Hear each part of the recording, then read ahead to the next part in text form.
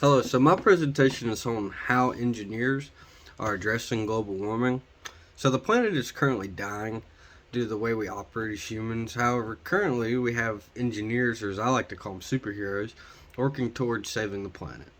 Um, so addressing global warming is it isn't an issue that like one group can tackle. It takes many groups in different areas to tackle sort of the overall problem. It takes innovation from multiple different places in order to sort of stifle global warming. It's a very big issue, obviously. So, another thing, too, I feel like it's important to talk about is the innovation. As these innovations and solutions sort of arise, like as society, we need to sort of adapt and embrace that global warming does exist, and so that way the up and coming minds will also stay on this path of innovation and working on these solutions for the future generations, not just the generations that we hold the future for, but those that they hold the future for as well. So, in this presentation, I wanted to highlight some solutions that have already been implemented, such as or solutions that need to be implemented, not necessarily ones that have already occurred. So that sort of covers the range of things like energy production, um, eliminating tailpipe emissions from petrol engines, gas engines in an everyday car. That's a major contributor. And then changing factors of production in everyday goods like concrete, rubber. Some of these solutions have already been made, and are still being implemented. And then even something lesser known like using the rainforest to help combat CO2 emissions, which is pretty interesting. So, um, we need to start with what exactly is global warming. Global warming is a track measurement of increase to the Earth's temperature. Um, it's a very debatable topic. Currently,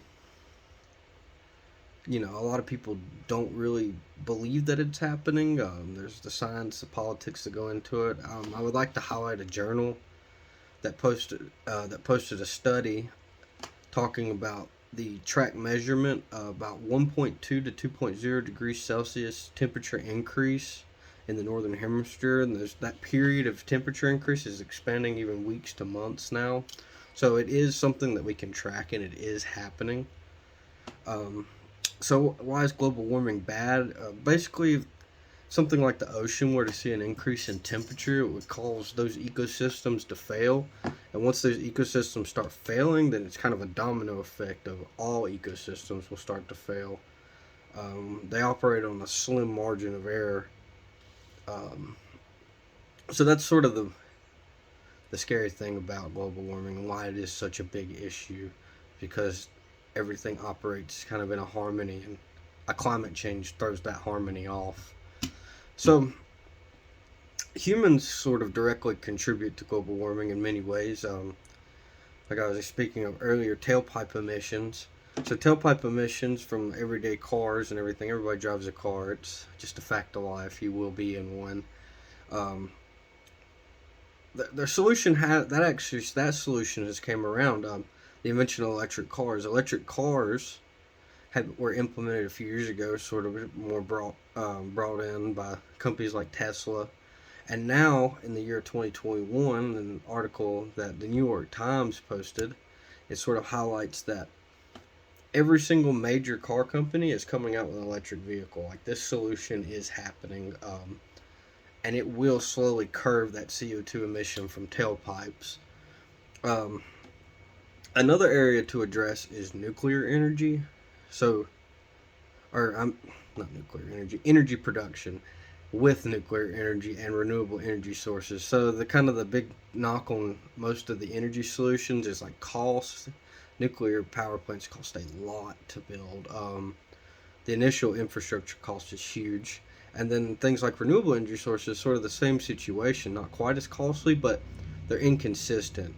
So the really a certain system of renewable energy sources along with nuclear energy to offset the inefficiencies of renewable energy, the inconsistencies more so.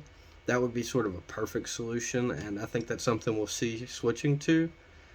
however, as a side, we need to sort of get behind that and push our politicians and things like that.